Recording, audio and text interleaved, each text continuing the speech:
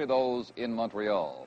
It marked the coming of the international era of Major League Baseball, the arrival of the Expos, a team destined to draw more than 250,000 fans, 1.25 million, in their opening year in Jerry Park. When the Expos gathered at West Palm Beach for their training camp, the players and coaching staff had to be introduced to each other. But on opening day, they didn't play that way at Shea Stadium in New York. One of the proudest men in New York that day was the mayor of Montreal, Jean Drapeau, given the honor of throwing out the traditional first ball. This was truly a first. The Mets catcher, Jerry Grody, was on the receiving end of the short toss, a pitch many people thought would never be made. Montreal in Major League Baseball, never. Pride in the hearts of Montrealers swelled as their manager, Gene Mauch, walked to the plate to hand in his lineup, the first Canadian lineup for a Major League game. Mauch, who is to become one of Montreal's most popular sports figures, met with New York manager Gil Hodges to become a legend of his own before another 6 months had passed. Then it was time to play ball. First Expo batter in a Major League game, the popular Maury Wills. Wills was to have his own problems as the season progressed, and eventually he was traded to his favorite team, the Los Angeles Dodgers. But on this day, Wills hit 2 doubles, 1 single, stole 1 base, scored 2 runs, made 1 pickoff play, started 1 double play. But on this, his first time at bat, he became Montreal's first out.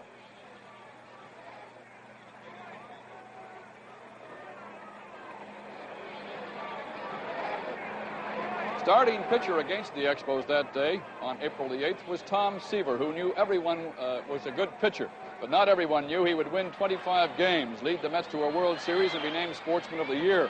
April 8th was not his day, and Gary Sutherland became the first Expo base runner. Montreal's most popular player in the early days was left fielder Mac Jones, who on this occasion drew the team's first free pass to first base, a walk. Then Bob Bailey, who eventually hit 2 home runs in a single game 3 times, cracked the Expos' first hit and drove in 2 runs. Both Sutherland and Jones scored. Sutherland, the first Expo to cross the plate with a run. The season opener was a wild one. Neither team's pitching was in shape, and the Mets moved back into contention easily. As a matter of fact, they did it on the next hit.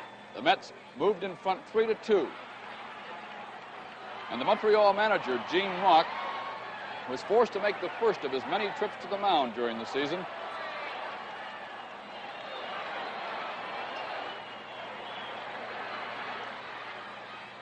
This time, Mauch removed the starter, Mudcat Grant, replacing him with left-hander Dan McGinn.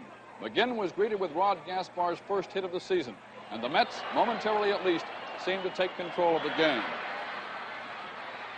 However, Gene Mauch's move of putting McGinn into the game seemed to be a stroke of genius in the Expos' next turn at bat. McGinn slammed his first Major League home run, and it was typical of many events to follow. The ball bounced off the fence into the parking lot at Shea Stadium.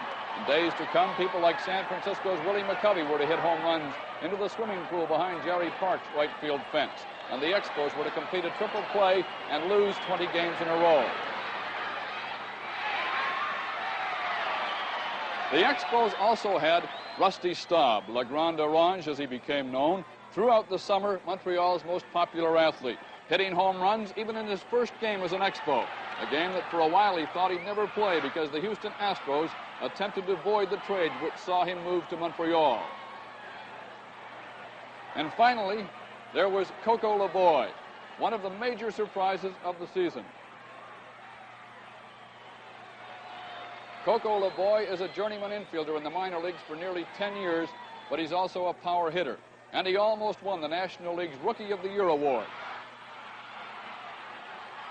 His 3-run home run in this game provided the Expos with their first victory, 11-10 over the soon-to-be world champions, the New York Mets.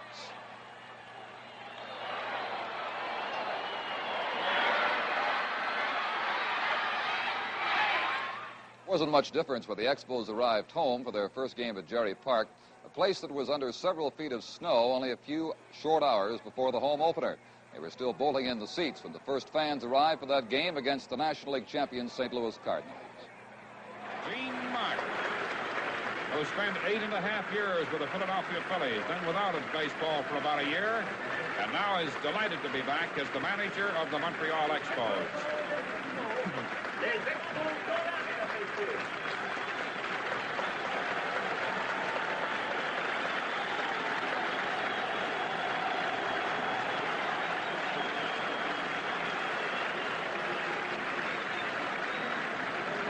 beginning to stand.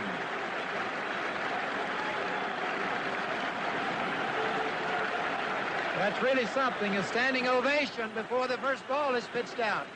Jaster's a left-hander with pretty good speed and a good curveball, and occasionally throws the slider.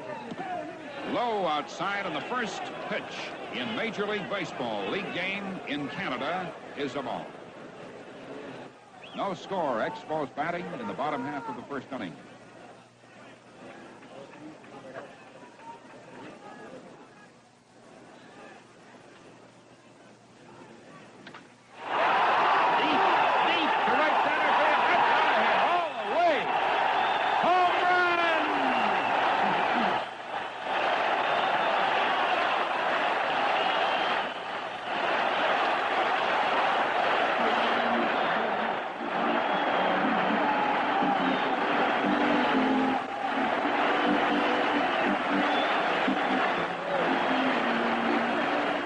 Maxwell comes on. He got an infield hit off the glove of Maury Wills back in the second inning. One you may recall, he jumped away in the air for and just got a bit of the webbing on. Bases loaded, nobody out. Shannon's at third. That's Staub going after it. It's gone. Home run. Grand slam. Now, that's a particular hit over the bat that the wind did help. Didn't take much to get it right over that short fence out at around 368 mark. Joe Torre, the first baseman. Strike one. Needless to say, you can't give up 4 errors in 1 inning and expect not to get runs scored against you. 5 runs are in, all of them unearned. To the center fielder, Don Bosch. And the wind is blowing that ball. Home run. Tie. The Cardinals are into the lead. Benson comes in from second. Joe Torre homers. Dan McGee. On that play with LeBoy at second, it wasn't enough to touch the bag. He had to tag the runner coming back in. So there's no force play there.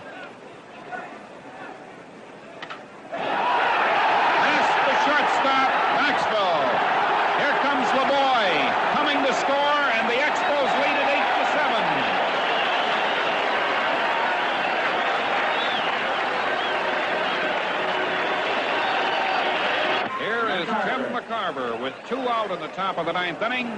Cardinals at the plate, and the Expos lead at 8-7. He's 1 for 4 with a single right back through the middle. Fastball, McGinn. Expos win it.